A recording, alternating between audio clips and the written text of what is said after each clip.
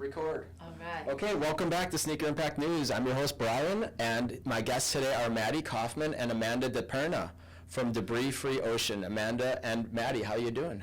Good. Doing well. Thank you for having us. Yeah. Excited to finally be here. Yeah, we're excited to have Debris Free Oceans joining us today, guys. They're a Miami-based nonprofit that empowers local communities to go zero waste so that all can have access to a healthy environment and clean oceans. Maddie is the program director, and Amanda is the program manager. And we're going to call Debris Free Oceans DFO today. Yes. when referring to it in the acronym form, because it's easy to... It's easier. Maddie and Amanda currently also lead the Zero Waste Miami Coalition, which Sneaker Impact and myself are a part of. A recent thing that I've joined that has been really cool in my WhatsApp world and other worlds, Zoom world, where we can talk later about one of those calls recently I was on with you guys, and it was really powerful. But Zero Waste Miami is a coalition coordinating a diverse group of stakeholders working to build Miami's circular economy and overseeing their plastic-free city program as well. Maddie and Amanda are training high school students to help local businesses reduce waste. So that's incredible. We're going to talk about plastic-free cities today.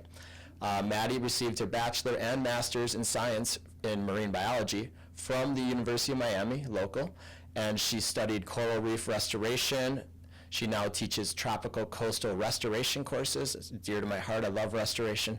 Additionally, she's PADI certified dive master and an American Academy of Underwater Sciences scientific diver, having logged over 500 dives. Wow. Sits on Florida Sea Grant's Miami-Dade County Extension Advisory Committee. That's pretty cool. We're going to learn about that today. And she volunteers as a Fish and Wildlife authorized sea turtle monitoring personnel, which is also super cool. So Maddie and Amanda, let's get into it. We know it's all about Debris Free Oceans today and Zero Waste Miami, but get us started with like where you were born, how your life was like growing up, what you did, what your passions were as kids. How are we going to do it today? Are we going to do Maddie first and then Amanda? Yeah, Okay. Perfect. Pull the mic a little bit closer to you, Maddie, when you're going to talk. Yes. Thanks for letting us let me bring a special guest, Amanda. We are a small but mighty team. There we go. Yeah, so we have 2 of the 3 employees here today, so you guys almost get the DFO full house. But I'm from Baltimore, Maryland originally, but I've actually been in Miami going on 13 years. Wow. So I'm a proclaimed Miamian now. Okay. I absolutely love it here for so many reasons. I like to joke that I fell in love with clean water at the Inner Harbor, which is one of the most polluted waters. Is that in Baltimore? Yeah, it's really gross. Ooh. But they've done like really amazing work to clean it up. But I actually saw an Instagram post like a few months ago that it's swimmable now. So I want to jump in next time I'm home. Okay. And yes, grew up going to the beach like along the Jersey Shore, fell in love with the water there. Got to try diving on a trip with a family friend, and my friend and I got out of the water and we're like, we're going to be marine biologists. Oh, wow. So you decided you wanted to go into marine biology as a teenager? Yes. Just going out in nature and doing the dives. And did you start diving as a teenager too? I had that one dive, Okay. but diving is very expensive. And that's why I was like, I need to dive as a professional because I need to get paid for this. And so I was like, I'm going to become a dive master. I'm going to become a scientific diver. Wow. That's really cool. Which is awesome. Yeah. I wanted to be a fish. More than just an amateur. I mean, when you say scientific diver at a dinner party, you're going to get some interest from stories, I'm sure. Yes, so that we can just go down lots of great. Lots of. I'm sure you've seen. Have you been to Australia and the Great Barrier? I haven't. No? Okay. It's big on my list. Yeah. I actually just made a lot of money from selling Taylor Swift tickets that I plan to use Oh, for wow. the Great Barrier Reef Okay, trip. great. Yeah. It was a hard decision, but Yeah. I had to do it. Okay, good. Let's put it to good use then. Okay, so growing up, environmentalism was a passion for you, even as a teenager? Yes. Well, it was kind of more of an interest as just being fascinated by the natural world growing up. And then when I went to school for it, you learn about the laundry list of threats that the environment's facing. And then it was like, okay, I'm going to be a conservationist. This is more than just passion. This is purpose, which is a beautiful combo. I think when you find that in life, it's the magic key. Of course. And I did a study abroad in the Galapagos Islands, Wow. which was life-changing. Sure. Very few people get to go there. I mean, you can't just fly there, right? Yeah. You have to there's a permit process. I've thought about going there over the years as well. And normally you can only go for 2 weeks, but UM has a program where they get a batch of students visas to go for 90 days. Whoa. And I was like, I came back from that trip and was like, I need to do whatever I can to, obviously you can't make the Galapagos in various places because it's such a unique place due to currents and conditions, but I was like, I'm going to try to make more places in the world as pristine and biodiverse and beautiful. Because it's really protected there. They don't have McDonald's on Galapagos Island, no, which thank God. I would not eat there even if it was the last place. I'm sorry, McDonald's. But they're doing better too. But so I also want to go deeper into your journey, but let's also introduce Amanda. Amanda. So I was born in California, but I've actually lived in Miami since I was 5. So most of the times I just tell people that I'm from here. I'm only 22, so that's like most of my life has been here in Miami. It's pretty much most of what I've seen, and I had a passion for marine science from a really young age because I grew up here like on Biscayne Bay, which in my opinion is one of the most beautiful ecosystems ever, and that's why I'm still living here even after like graduating high school and college and all that. But yeah, my dad actually, he didn't know how to swim, and I'm like a little bit of a mutt in terms of where I'm from because my dad is French-Canadian, but his family immigrated from Italy, and my mom is Swedish. So like my dad never grew up swimming because he grew up like in Montreal to like Italian parents, and so when we moved here to Miami, he was like, my daughter needs to know how to swim because we live in an amazingly beautiful like ocean, so obviously like she's gonna need to enjoy that. So like pretty much as soon as 5 years old, I learned how to swim, and once I got in the pool, it was like they couldn't get me out. I was like a little fish, and they'd take me to the beach every single day, like even in the winter, since we were like from Canada and the Arctic Circle, like it wasn't cold to us, so I'd be in the beach like 365 days a year. And then when I went to high school, I started windsurfing competitively, and so I was out pretty much every day after school, like windsurfing on Biscayne Bay. And I went to Mast Academy, which is on Key Biscayne, so it's like marine biology high school. And it's funny because I actually like lived in Doral and would like literally take the metro rail and the bus to get to trip, school, right? because 45 minutes to an hour to go from Doral to Key Biscayne. An hour commute, sometimes even longer. The metro rail would be like delayed. It was so like inconvenient, but I was like, I want to study marine biology. I got to kayak at school. I got to go safe netting like while in high school, and that only like made me more obsessed with marine science. And I started seeing like all the plastic that was floating in the water, and when I would windsurf, I'd like collect all the plastic, like shove it into my life jacket, tie it around my board, like anything I could do. And so I graduated 2020. Some of my peers went on to the Olympics, but I'm like, no, I'm gonna go straight to FIU, study marine biology. And that was also like the year of the fish kill that happened in Biscayne Bay. So that just made me like even more like... It's pretty recent, right? Like 2 years ago? Yeah, it was in 2020, like right when I graduated was when there was like the major fish kill. And so that even set me more like I'm on the right path. Like I want to study Biscayne Bay. What are humans doing to it? Because obviously this is all like very human induced causes. And so like how can I get people to change their behavior so that we can keep Biscayne Bay to be as beautiful as like I see it to be like from my childhood, and I don't want to see it like declining and think that one day like my children won't get to experience its beauty in its full extent. So so that's a big part of your why is you know, and being young and growing up here, it's your home, so it's really important. It's all of our homes too. I mean, we all live here, and that's really cool. You both come from different parts of the country to Miami, but have spent a lot of time here. So, and you let's talk about how Debris Free Ocean got started. How did you both get involved, and tell us about the journey and being part of that team? There you go. Perfect. Good? Yeah, perfect. So wanted to start with shouting out our 3 co-founders. Okay. Because we stand on the shoulders of giants. Yes. Not Amanda. Katie and Jeremy Wax, who are now married, and then Sarah Fida. And Katie really wanted to start the organization, one, after she went on a trip to a country in South America, which I can't remember specifically, and I don't want to quote the wrong country. But basically was at a landfill site where like families were living on top of the landfill. Wow. Yeah, sure. And it was like, if we continue like consuming and disposing at this rate, are we like all just going to be living on trash, exposed to these like harmful chemicals? Yeah, there's a lot of problems in the developing countries, especially. I've seen landfills in Guatemala that broke my heart in the middle of the jungle. They just dump it all in the gorge, and it flows into the ocean. And a lot of people just don't see that. And You they don't think as see it long until- as they throw something in the trash Out of sight, bin, out of I mind. did my part. Yeah.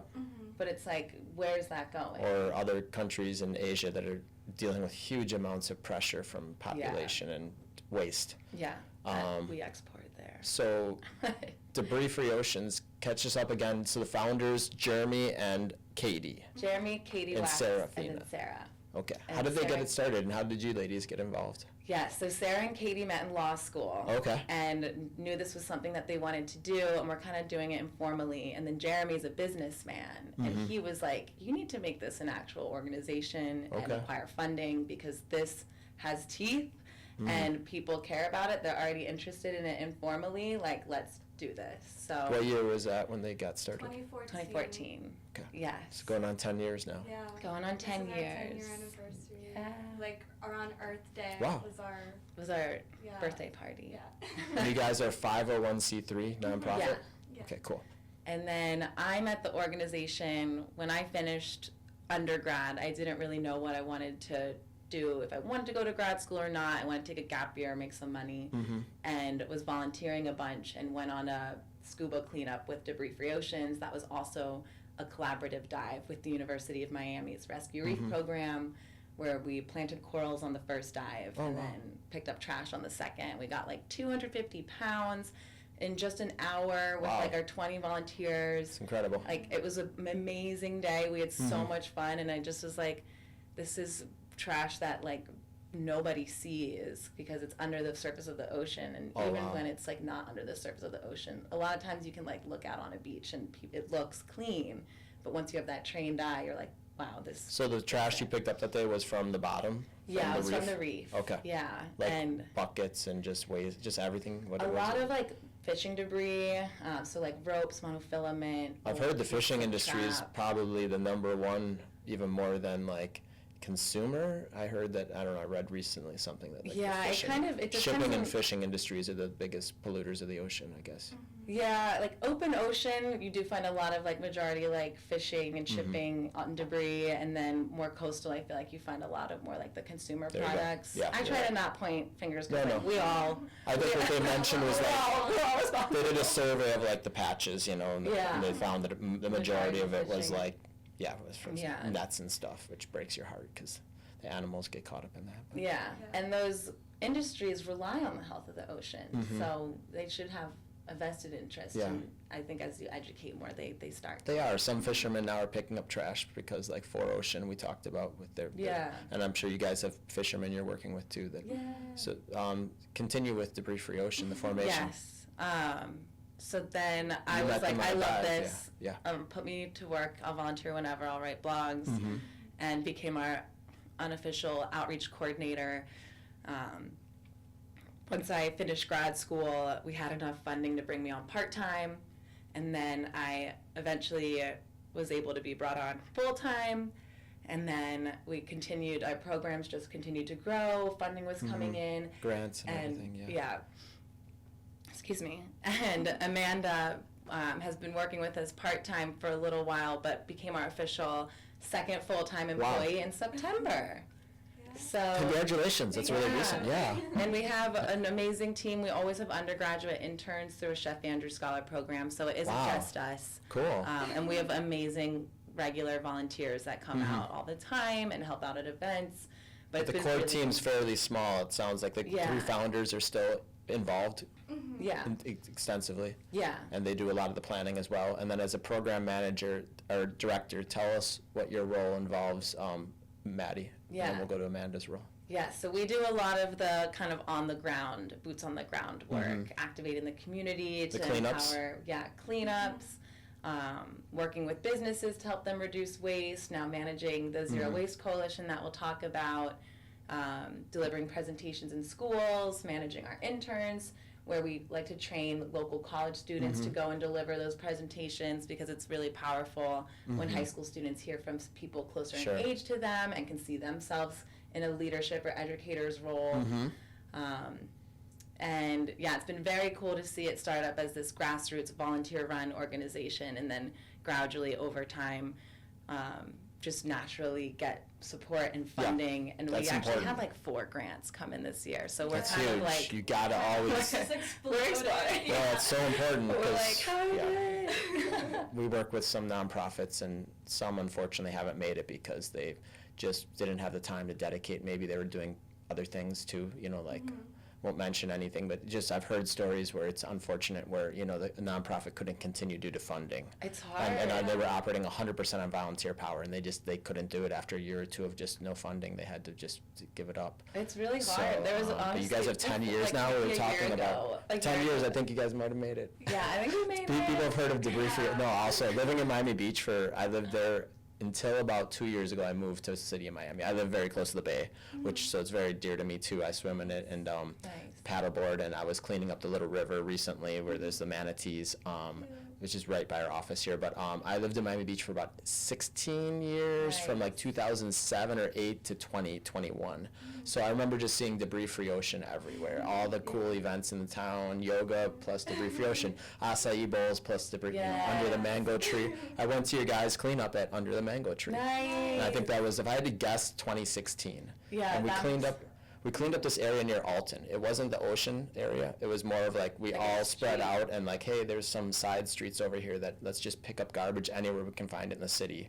And there were beer bottles everywhere. It's just sad what people are throwing on the ground, because it's usually, you know, disgusting stuff, junk food, and you guys have seen it all, you know. And we talked to Sophie Ringel from Clean Miami Beach a couple months ago. She was in here. Yeah, she's doing important work, and I love how it takes a whole community. You know, Debris Free Oceans is doing huge amount, and so is Clean Miami Beach, and so is Surf Rider, which we talked about before, and all these other groups, and you can keep going on. Miami Water Keepers, you know, there's so many great groups, and we need all their efforts. So I forgot where I'm going with that question, but can you get it back on track? Otherwise, we were talking about your roles too.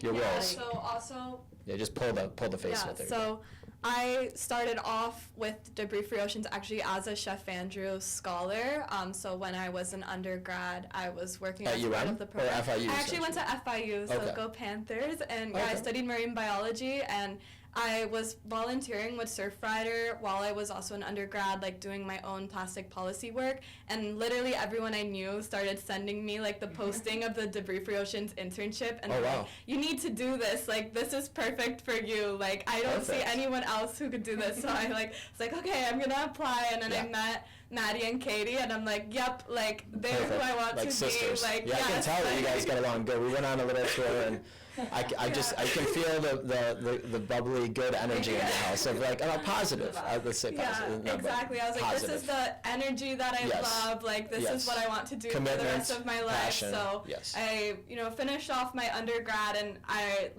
during my last semester of undergrad, I graduated a little bit early, so I had like less time to plan what I was gonna do for the rest of my life. So I was in like panic mode, and I'm kind of like, oh no, like all I want to do is work for Debris Free Oceans, but I know they're a small team, like they're not hiring, like what am I gonna do? And then like as fate would have it, our co-founder called me and was like, hey, like by the way, like our previous program manager Bonnie, she's spontaneously moving to the Bahamas, like do you want to work for us? And I was like, yes. It's like the universe like answered all my like wonderings. Perfect timing, I started off like only part-time, and we're like, we don't know if we're gonna like manage to get all these grants that we're applying for to what the future holds, if you'll be there more than 6 months or a year. So we were just like working like super hard, writing away, and then that's why it's like now we kind of exploded like with all these programs. But it was like, because we're like, how could I like stay working? You have to be good grant writers. I mean, you have to be good business managers to run a nonprofit. And I'm sure the founders have a big role in that too, and that they're keeping a close eye on things. And so you are the two main employees of the company? Yeah, and Would then you say? Katie You two is... staffers? Yeah, we're like 2 full-time, and then Katie works part-time with us, so Okay. she's one of our co-founders, and she almost does like a little bit more than what she's supposed to, but Yeah. it's like Well, in the really early, hard still in the early sometimes days, to yeah. stay afloat. But you guys go out in the city to all the events, similar to what I do. Like, out on the yeah. streets, that's like Maddie and I. Street and then team. we got to recruit our Yeah. Chef Andrew scholars Yeah. to help us out with that too. Cool. But yeah, my Where's co-host Chef Andrews goes out of? to- Is that a university or is that just a program that accepts anyone into So the that's city? our internship Okay. program, and yeah, we work with with Is college it's students. DBOs? Yeah, degree DFOs, promotions. sorry, Yeah, DFO. so it's called Chef Andrew Scholar because Uh-huh. it was named after Chef Andrew Michael Alessi, and he was Okay. a chef in a prominent Miami Beach restaurant, which It was actually the 27, so we probably met him through Broken Shaker. Oh, wow. I used to work at 27 in the restaurant. Yeah. What was his name, or what is his name? Who is this? Andrew Alessi. Andrew Alessi. Okay, I don't think I've met him, but the funny thing is, when it first opened, I worked there for a couple of years. Oh, really? In No addition to way. working at Live Ultimate. Yeah, I'm on the Oh, master. wow. very Yeah, cool. I worked at 27, and I would just hang out there. Yeah, I lived 2 blocks away on 29th No and way. on Indian Creek. Yep. Wow. So, Awesome. but yeah, so I have Yeah. really fond memories of that. Right? So, Yeah, how did so that? he was yeah. basically, as you mentioned, like we were everywhere in Miami Beach when Yeah. we were starting off, and so he was a really big fan of debris-free oceans and really like in favor of like making the hospitality industry go plastic-free. And unfortunately, he ended up passing away, and his didn't hear about parents this. wanted to, kind of create a legacy for him. So they reached out to us and they said, like, look, like, our son, like, he loved you guys and, like, he stood for your mission. And Wow. so they worked with us to create a program in his name where we got to, like, Wow. carry on his legacy by That's really empowering cool. college students to learn everything they can about plastic pollution.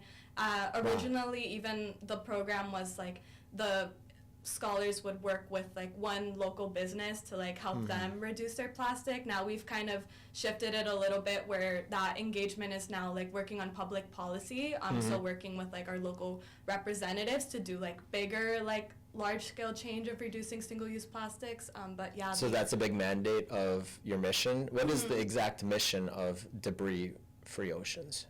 Yeah, our Is it mission is to empower Miami-Dade communities to go zero waste. And Okay. so, yeah, basically anything So reducing waste. and everything we can do to get people to, change their lifestyles, change policy, change anything. It takes a village to go zero waste. People say it's like a very utopic kind of phrase, but we don't think so. We think that like we have the power to Yeah. do so. And so, Yeah. And I can chime in Yeah. here we go. On the You're gonna get note of used to that, by the policy. way. On the what policy? On the note of policy, since we're a 501c3, we technically can only use like 10% of our time and efforts and funding towards policy initiatives. More like active policy nonprofits or 501c4s, like Florida Rising, I believe, is a 501c4. Okay.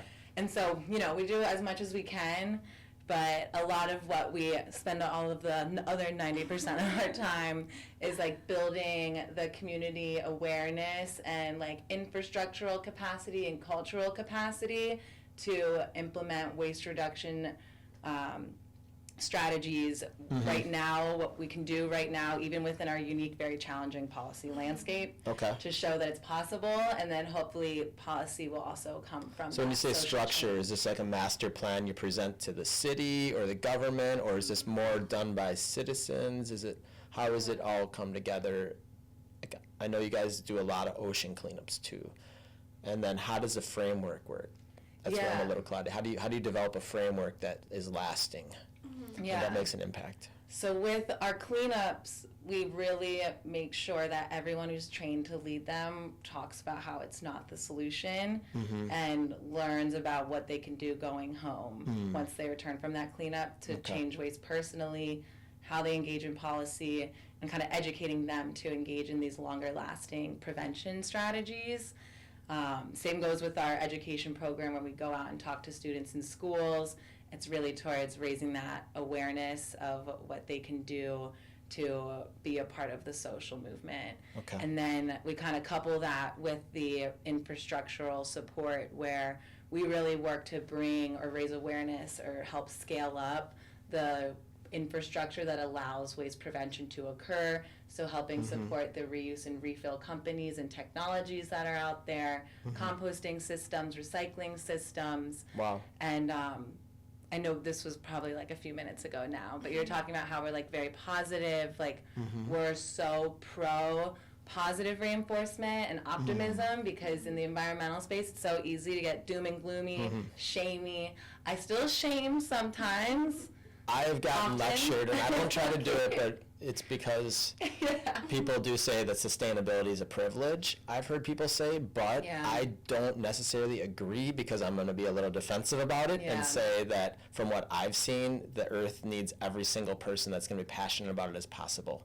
I'm not some political warrior by any means. I have zero, interest in that. I more care about gardening, and that chemicals aren't going into the lake, and that we have clean air and clean water, and that when I'm paddleboarding and we're seeing these manatees, that they're not living amongst trash, which is what I'm seeing out there. And I'm seeing too much trash everywhere in Miami, particularly. Not every part of the U.S. Miami has a big trash problem. And it's not necessarily the citizens of Miami either. It's sometimes tourism's impact and just the fact that we're right on the ocean. It's not the citizens' fault necessarily. Like, we had Mike Fernandez, he's the VP of Waste Pro. Yes, I'm so excited to listen to that. That episode's coming out very soon. I've been waiting for the editor to finish it for me. He knows he's out in Las Vegas having too much fun. So it was recorded about a week ago, but we had an amazing conversation, and Mike is awesome.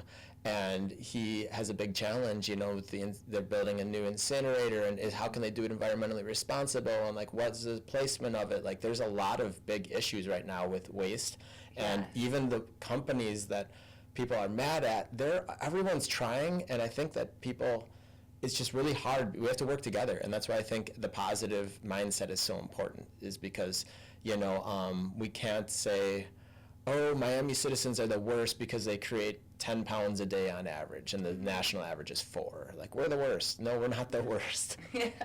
We're a collection of amazing people. So I think that, and there's so many people here working hard, to do their little bit. I compost my little bit in the backyard, but I'm just one. Now, if the city can compost, that's even better. And if we can, not buy single-use plastic as much. I see your reusable container today. And I feel like Florida and Miami-Dade can get bad reps on social media. Like, I have so many as friends being a narcissistic, and also they send me like a reel from Only in Dade, and they're like, "What is going on down there?" Exactly, and you see the bachelorette party throwing the champagne bottles off the boat, and hey, money's flying all in the air. That's not the normal Miami person's life, but that's what you see on social media. That's what you see, and I'm like, no, we are Florida, Miami hype women. There's so much good stuff happening down here that we want to help raise awareness and celebrate.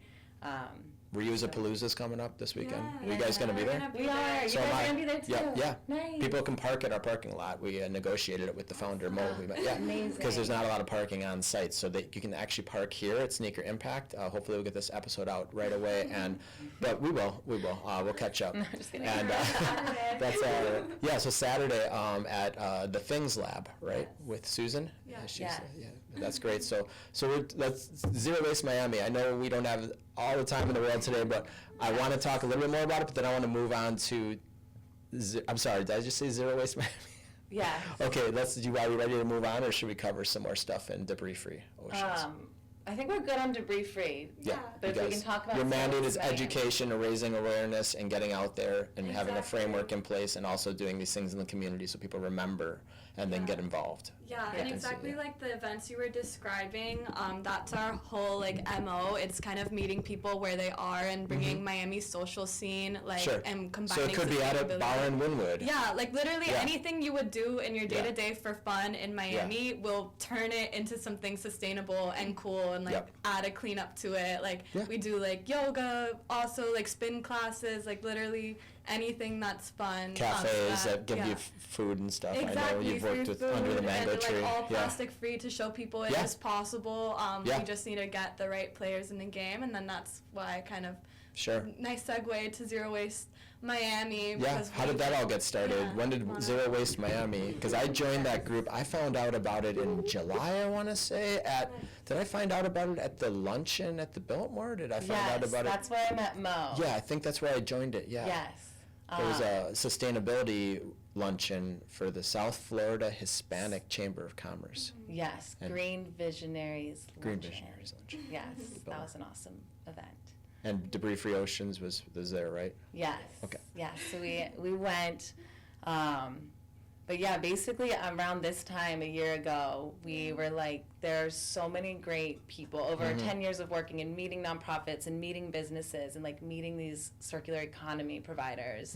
We were like, there's so much happening in Miami, but like key people don't know each other yet. And we were like, we should make some form of group or coalition. And like right around that time, NOAA Sea Grant released a Marine Debris Coalition Building Grant Challenge. And we were like, what? And I was reading an article on coalition building, and a lot of it's like, oh, when do you launch a coalition? And then some of it was like, sometimes it's just like serendipitously, like truly like the right time because all these things are happening. And this was also when we were dealing with the incinerator that had burnt down. The one in Doral. And we were like, some people the time is now. We lost one of 2 incinerators for the county, right? There were only 2 for Miami-Dade County. I think just the one. The only one. There's one in Broward and one in Doral, right? We were actually. The other one is in like West Palm. Yeah.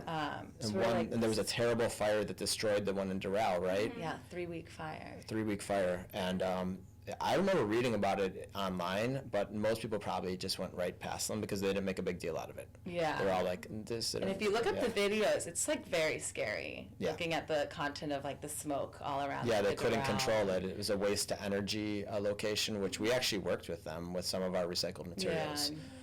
Because they do have filtering, the EPA monitors them and stuff, and that's what Mike was saying is, the carbon scrubbing now, I guess, is really good, like overseas, like in Europe, like some of these waste to energy plants are getting really good.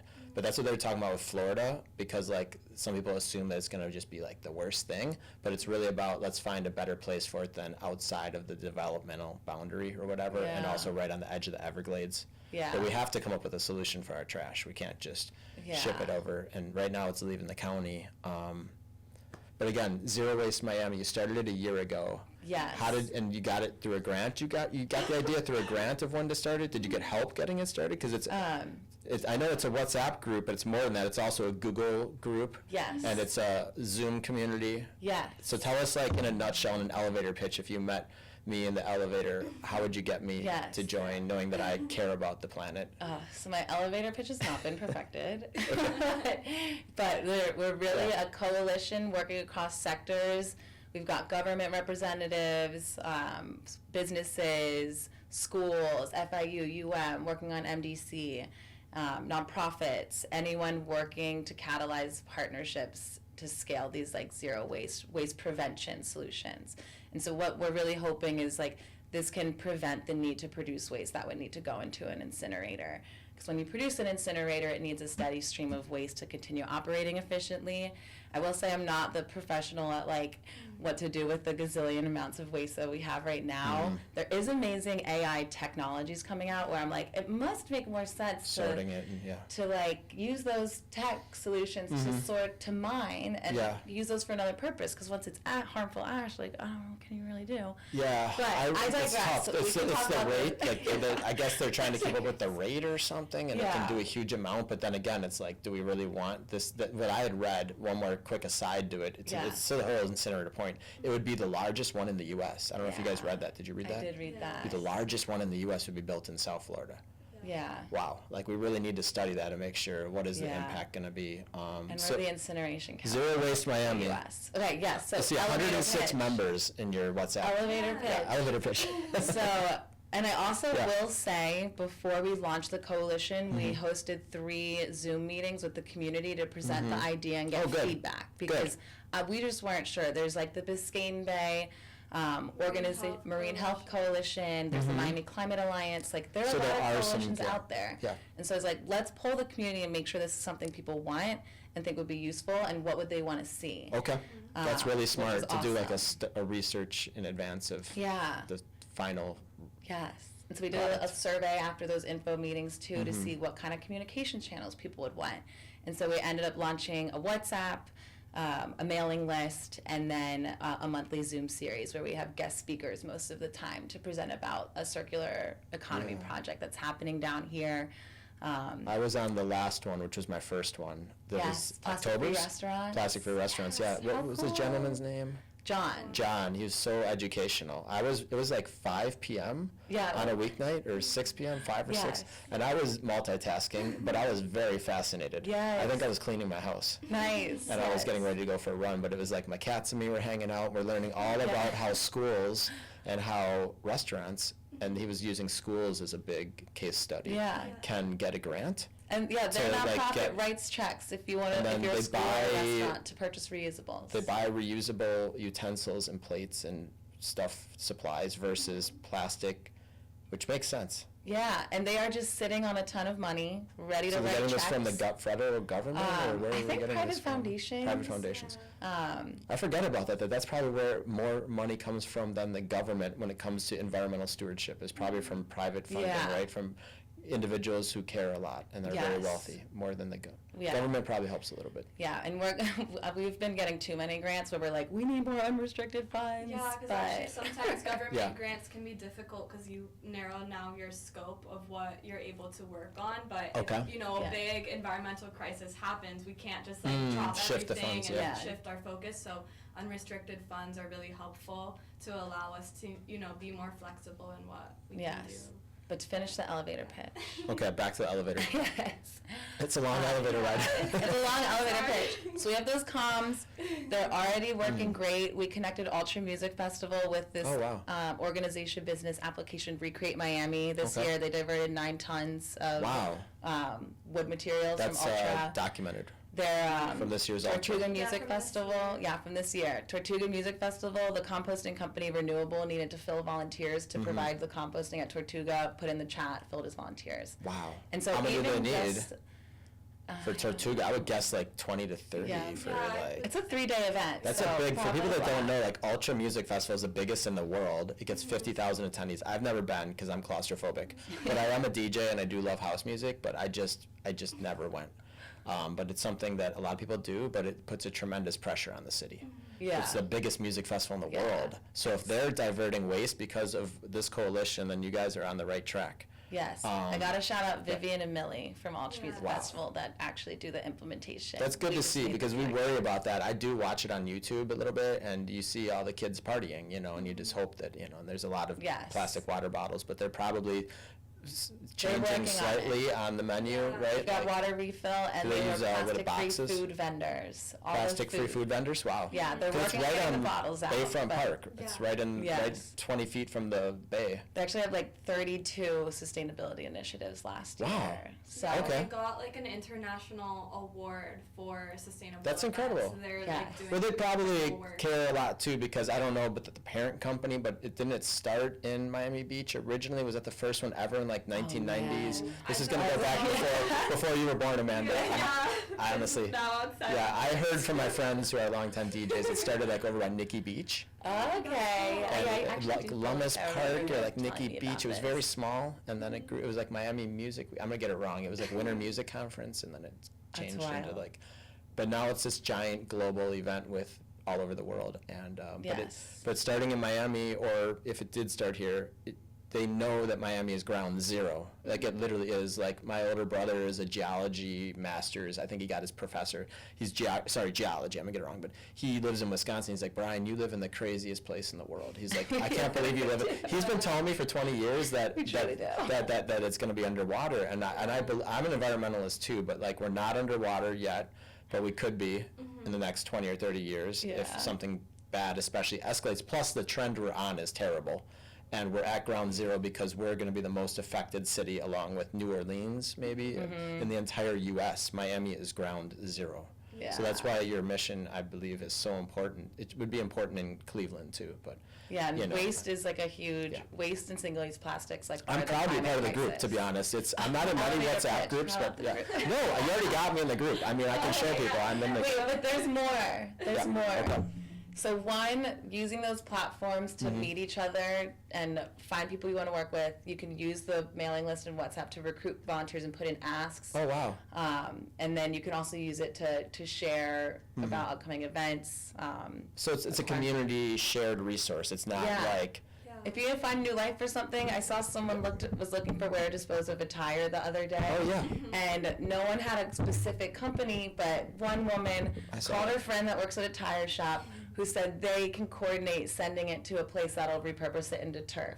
Wow. And it was just, it's very like community solutions oriented right now, which is really cool. How do you see it changing in the next couple of years? And do you Great question. Yes, and like what happens when it's 10,000 members? Oh my gosh, so I don't have a plan for that, but I do want to tell you what we have planned for the next year because I want people listening to get involved.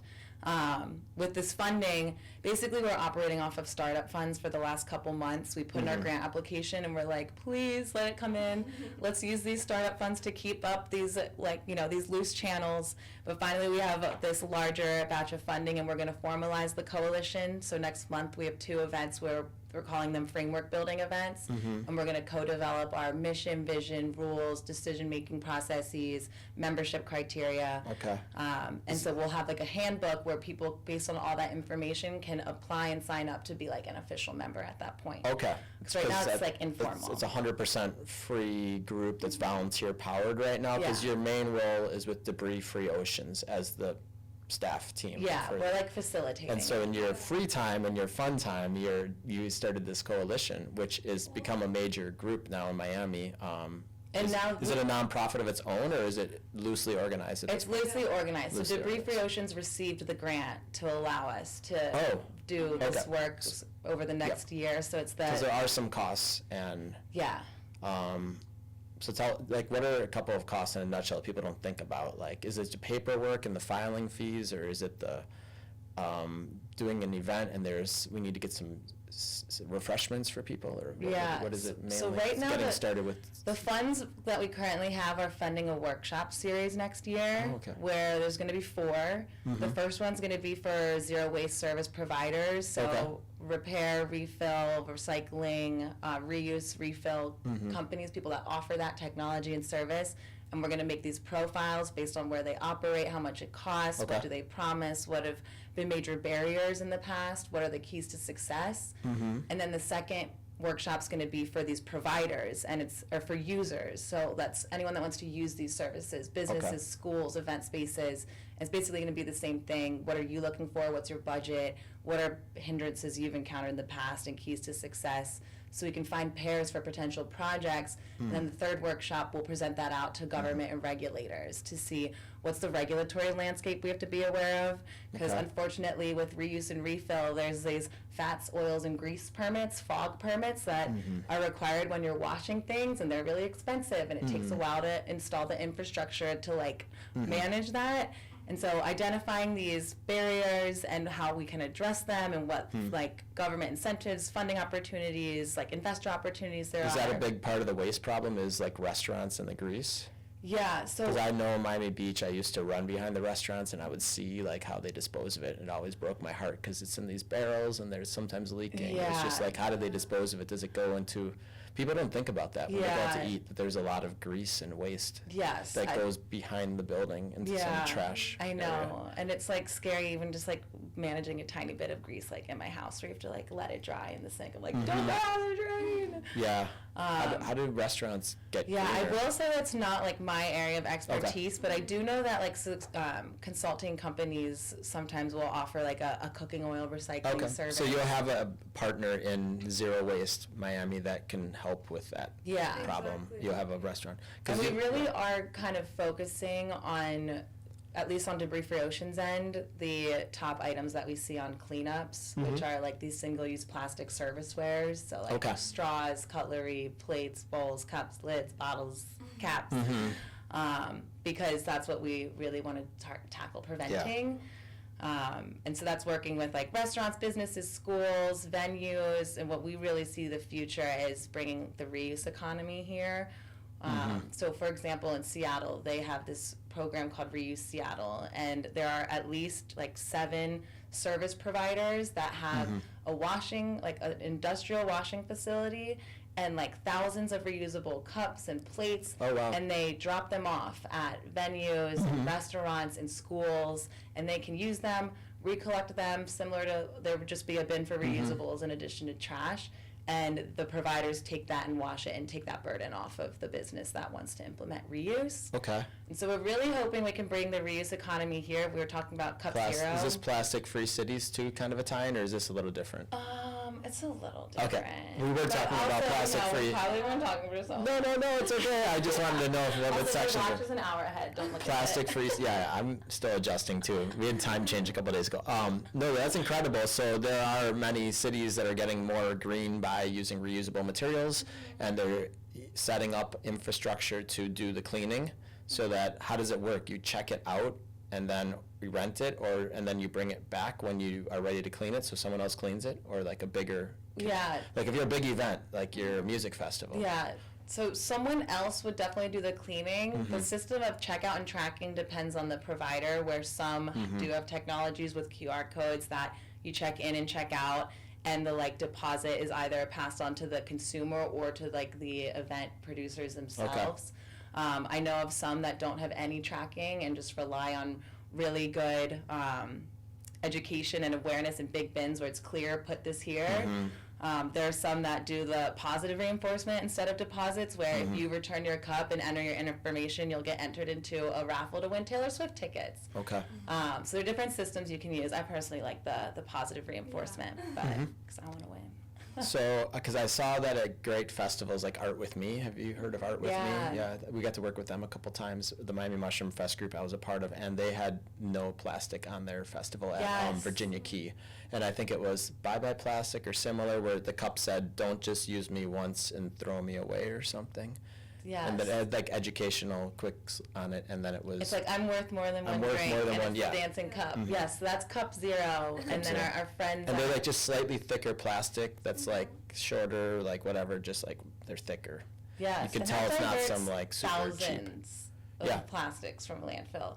And I feel like when you look at weight percentages of how much is really ending up in our landfill, plastics ends up being small because it's so light, but plastics is this permanent material that we use every day in the masses and then throw out and persist in landfill.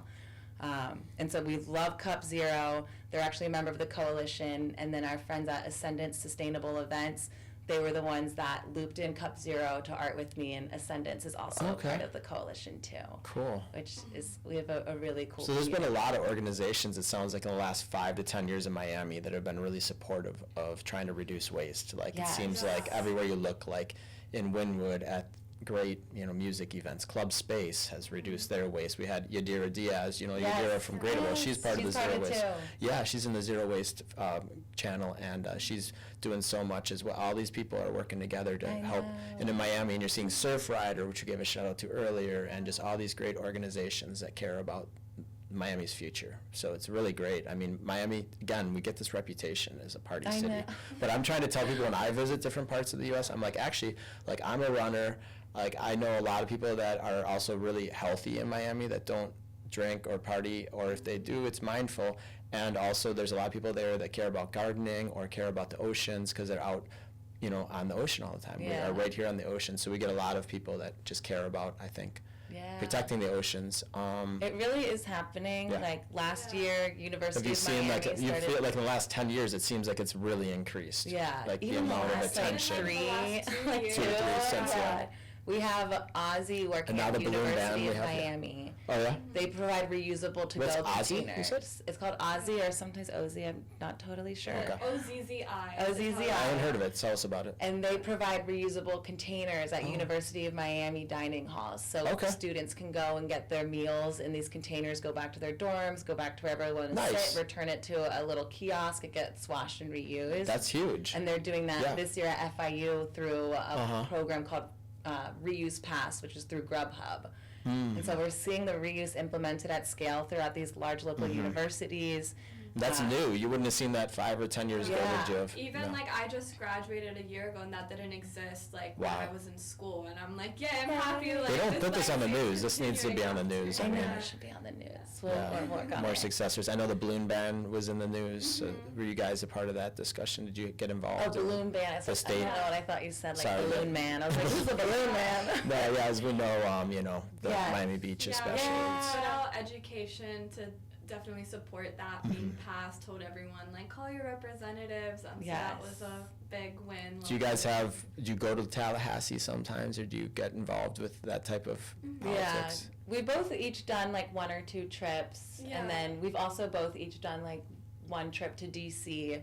So we go when we can. We don't have any like specific funds for it, but like I think you went through Surfrider. Yeah. I've been through Sustainable. Good experience to just get that experience and just it's so fun, honestly. Like I was so scared of policy for so many years, and was like, I'm gonna be the scientist.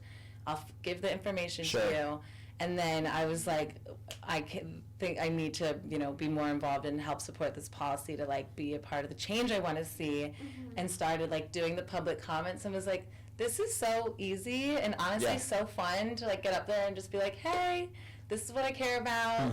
And like they really do listen, and policy at the end of the day is what has the teeth to seal the deal on some of these strategies. Yeah, like Miami Beach, have you gone in front of the commission before the commissioners? What do they call it? City council? Yes. It depends on the city. So like in Miami-Dade County, we have commissioners and we have like councilmen for the cities, and that's all different like terminology. I know the city band. All of that, like pretty much any municipality here, they know who we are. Doral, see us coming and they're like, oh, not again. Do you work well with the mayor of Miami Beach?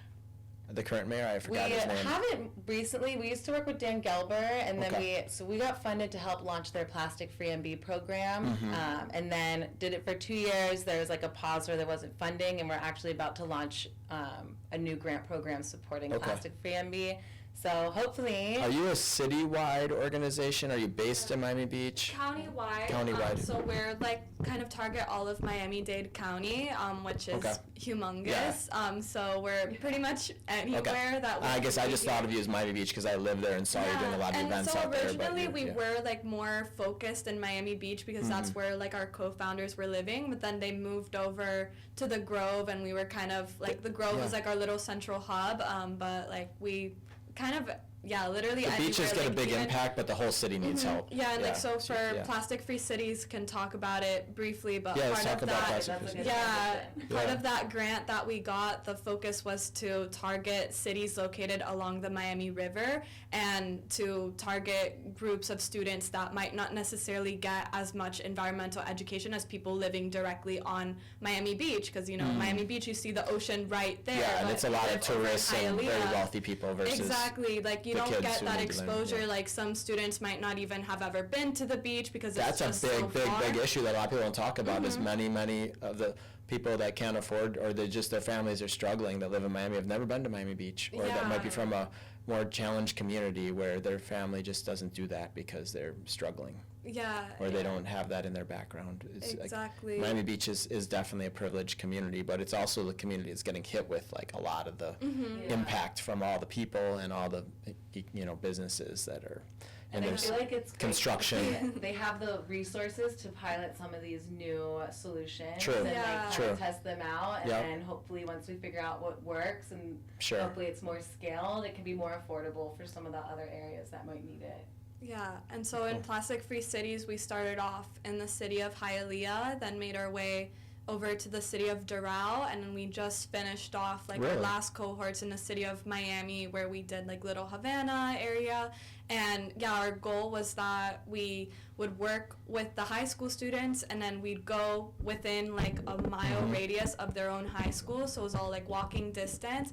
We'd go speak to the businesses nearby, like mainly local restaurants, and try to encourage them to reduce their single-use plastics. We'll tell them about Plastic Free 305, which is a program here in our county where businesses get incentivized for eliminating single-use plastic items. And we actually had funds available where we would be able to provide them with those initial like product switches. So if they wanted to switch out their plastic straws for hay straws, we could actually order those for them so they can test it out for free, see if they like it, and then if they do like it, they can continue like making that switch for like a longer period of time, and then like just making one single-use item switch qualifies you for at least like tier 1 of Plastic Free 305. So it's like a really good way. Wow. What to type get of people benefits does a hooked. business get? So they get like social media promotion, they get a decal like saying that they're a Plastic Free 305 Wow. restaurant, which is branded by Miami-Dade County. Whoa, so it's a sanctioned program. It's not Yeah, like, it's run like by the county, which is Oh, wow. amazing because it's like, you know, Gives it Miami-Dade County is legitimate- huge. So legitimacy. for a restaurant to Yeah. get that kind of like recognition is really big. And on the Miami-Dade County website, you can actually go look at a map where you can find all of these participating businesses. Wow. So that's also This is like the Plastic Free City program? yeah, so Or Plastic Free 305? 305 is like the government program, and Okay. then Plastic Free Cities is our education program where Okay. basically we are helping to support businesses to join this program. Oh, so they, Yeah. they exist separately. They exist separately. Sometimes it's very confusing with the names, especially because it's like we're Plastic Free Free Ocean, 305. Plastic Free City. No, that's cool. It's like, but yeah, so it exists separately, but it's Yeah. like one is supporting the other, and then even like Miami-Dade County, vice versa, comes out to our events, like supports the students, gives them a lot of recognition, so they feel like they're really like making a difference in their community and feeling really empowered. And we have like after our students like complete the program, they still stay with us most of the time, and they actually just did like their own version of the training to like all Miami-Dade County public school students. They had like an online Wow. webinar, so it's awesome. And like It's rippling really- through the students. it yeah, sounds like that's we're really cool. hoping now like our first ones Very are going to cool. be graduating, and I'm really excited to see like where they go to college, what they're going to do with the rest of their career. Wow. Well, my next thought is, where do you guys have any free time to do anything fun? I mean, more than the fun you're doing. I mean, the fun stuff. Let's talk about. This was an incredible conversation because we learned so much about debris-free oceans, zero waste Miami, plastic-free cities, and really how Miami-Dade is becoming more reducing waste and becoming more sustainable, more green. What else? What do you guys like to do in your free time? I know, Maddie, you're a professional diver, and that you also work with sea turtle monitoring. Is there any other activities you guys want to kind of share with our community before we wrap up today with an inspiring message? But what else, you guys, favorite places to eat in Miami, favorite things to do that are fun? Yes. Upcoming events. Yes, I love going to the reef, the coral reef. Which one? Florida's coral, or well, which reef in Miami?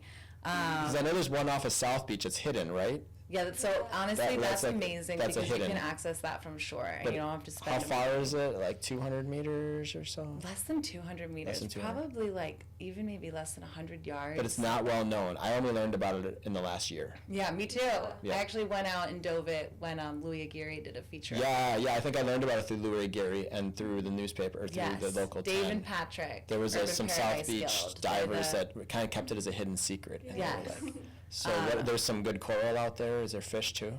Yes, and Yeah. like people don't realize we have the third largest barrier reef off of Oh, wow. Florida in the whole world. The one on the And, Keys? Well, just the full Florida Just the reef whole track thing. from like the St. Lucie Inlet down to Key West. Okay.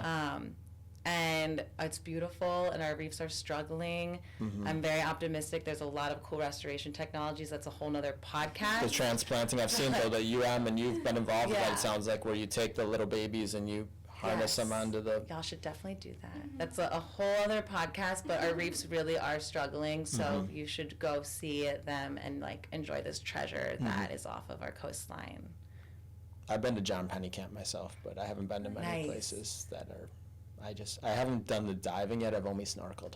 Nice. But I've to do snorkeled in it. a couple Yeah, places, yeah. I'm a scuba diver myself and definitely love working for It's on my DiPerna list. because I get to dive for free because as Maddie Yeah. said, It's it's expensive. So yeah. So do you dive too, Yeah, I'm Amanda? also a scuba diver. I snorkel too. So you guys are like inseparable, yeah. I picture. How do you guys... You guys get along great too, I noticed. Yeah, like, we you don't, have there's this no- thing. Sadie was here too. Yeah. It was like you. The three of you, oh yeah. God, The three look at sisters. you. A lot of Thank female, you. a lot of women, great women energy. Yeah, at the women debrief. power. Yeah, Yes. that's great to see that.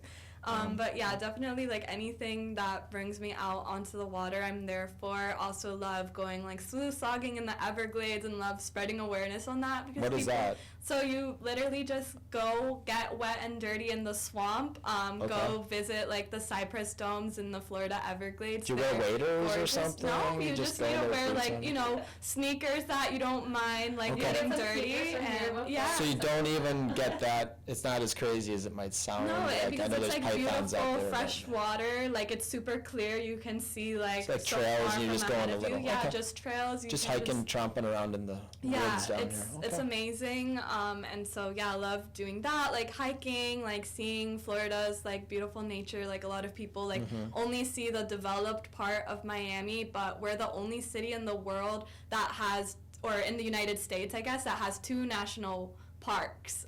So we have like Biscayne National Park and the Everglades, and yeah, just getting out there as much as possible to enjoy it, because you have to like understand the nature to then like be driven to protect it and really see like the changes that are affecting it.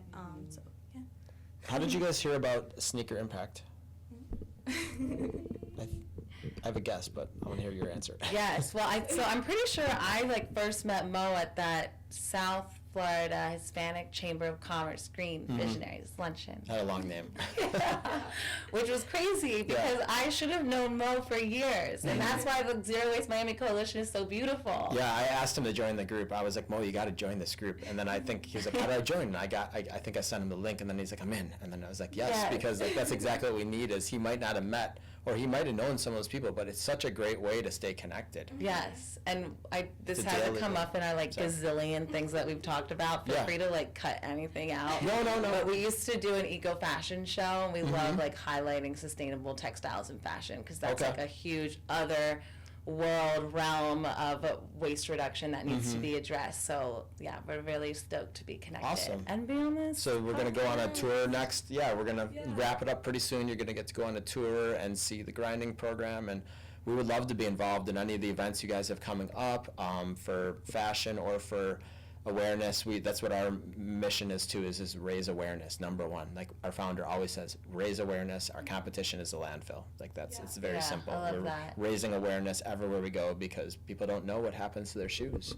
and their clothes and their everything. Yeah, They just even single-use out of sight, as you plastic. said. Yeah, I tell people like on average people use it for only 5 minutes, like any single-use plastic item, but it will remain in our environment for over 500 years. Yeah. And whether it goes to the landfill, the incinerator, is recycled, like all those places where plastic ends up, it is still harmful, because plastics are 99% of them are made out of oil and gas. Leaching, yeah. Most people that I ask don't know what plastic is even made out of. They're just like, yeah, it's just like particles put together. And Insane too. And the ocean is Yeah. now becoming obviously part plastic, because they're finding that it can't be separated anymore. Even when it breaks down to a certain point, Yeah. it just like becomes part of the water. Yeah, and there's like a disconnect, because people the can Arctic. see, like, you know, they know burning fossil fuels is harmful, because you see driving your car, you see that black smoke being emitted, and you can tell like this is not good for the environment. Or if you but travel, there's a disconnect yeah. with realizing like that's equivalent to using plastics, because like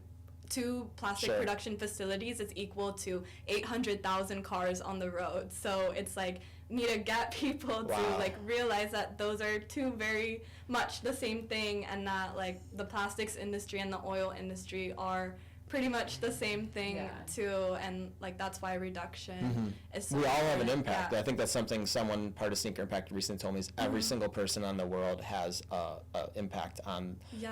We still contribute to fossil fuels being burned. Every person. There's no one who doesn't, because it's almost impossible.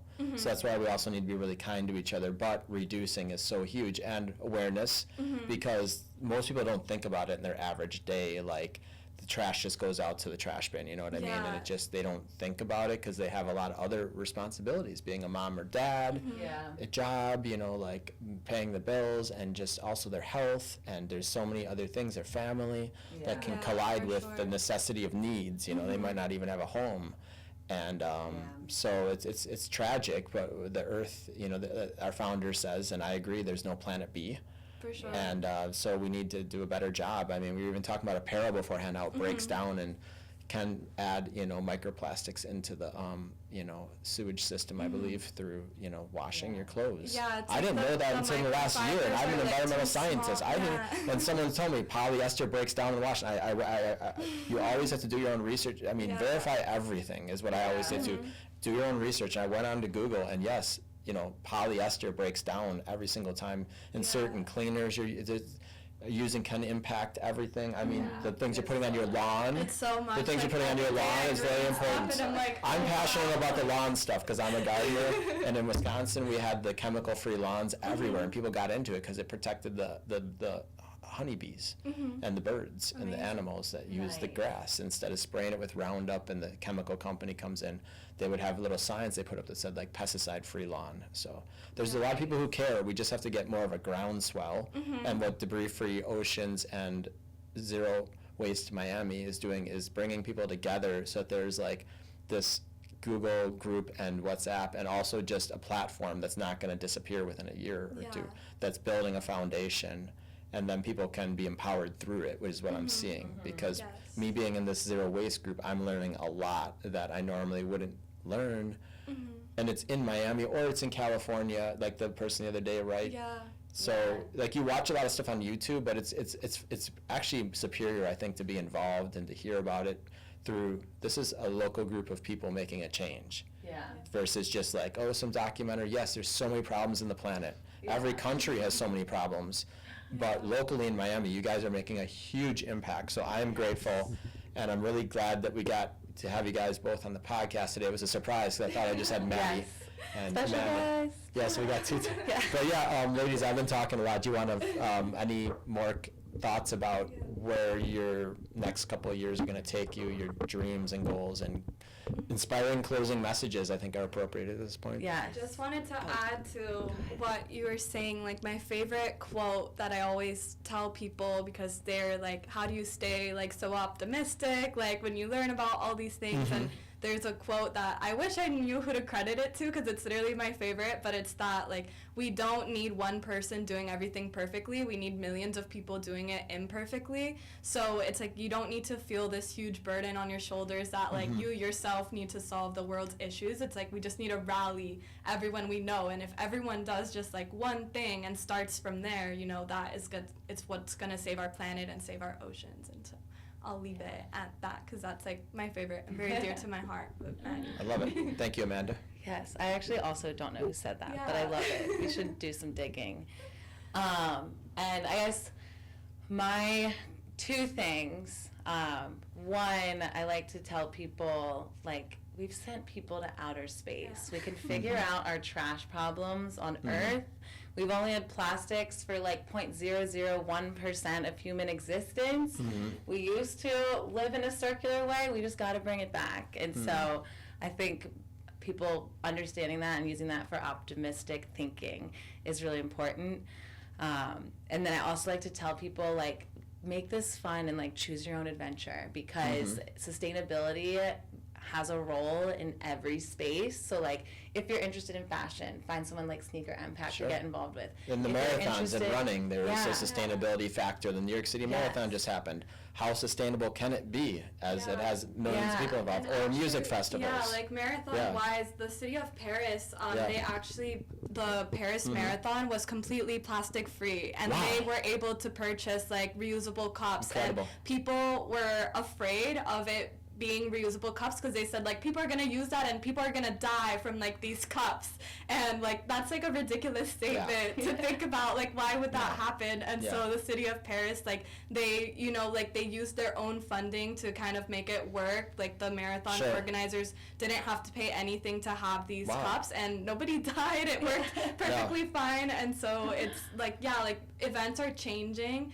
and we need more people like in every single space to kind of like come together. Yeah, and we have the technology, and we have the intelligence, we have the power of billions of people, and you take small actions and you times it by millions and billions, and you get gigantic effects. So you guys are we're it's incredible to see that I'm like, let's send all the funding to debris-free oceans, guys. Stop sending it. I'm not going to get political, but stop sending it to make planes and, or what do you call it, fighter jets and all these bombs. Let's send it to help to reduce waste, because honestly, the U.S., that's important for our national security, I believe, because otherwise we're not going to be sustainable as a country, right? Yeah. If we're not, it's just like a business. If you're not sustainable, you know, if you're just creating so much waste and you can't figure out what to do with it. And I do think there are so many solutions, from like fungi now that are breaking it down to recovering it and grinding it and making new materials out of it.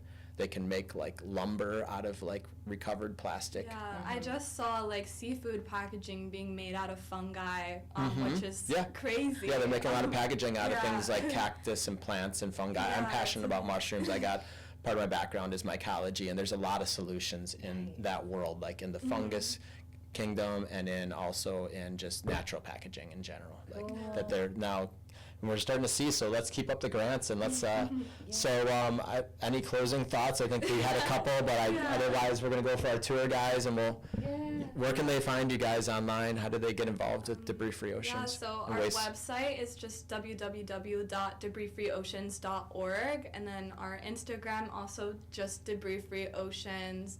And we have a mailing list that you can sign up for on our website. So you get that once a month, get to hear about all our cool events we have coming up, and also updates on our programs. And how about Zero Waste Miami? How do people join that group? Zero Waste Miami, if you go on our website and you go to our programs tab, we have under Zero Waste Miami's website? Debris Free Oceans. Oh, it's on the Debris Free Oceans? www.debrisfreeoceans.org, and then go to our programs page, and then you'll find a whole page dedicated to Zero Waste Miami. Okay. And it'll talk about like where you can go to sign up for it, how to get involved with us, like anything you need. Maddie's email's on there too.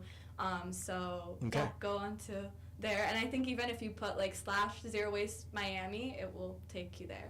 So cool. We could link it. I guess is that possible? Yeah, we're putting it all in the bio, in the description. Awesome. So you can get to all these things through debrisfreeocean.org. Yes. Because the Zero Waste Miami is an official program of that. Awesome. Yes. Well, thank you, ladies, for coming in today. We're going to go for a little tour now, and it was an amazing conversation. Guys, get involved. Whether you live in Miami or anywhere else, you can be doing the same type of leadership that these two ladies are doing, and that thousands of other people that care are doing, that we don't notice every day in the communities. And that's what our goal is with Sneaker Impact News, is to bring community leaders and inspiring stories and people who are making a change in the world. So thank you for joining us today. Love that. Thank you so much. All right, ladies. Nice to have you. We'll see you again soon. Bye. All right, that's it. Yay.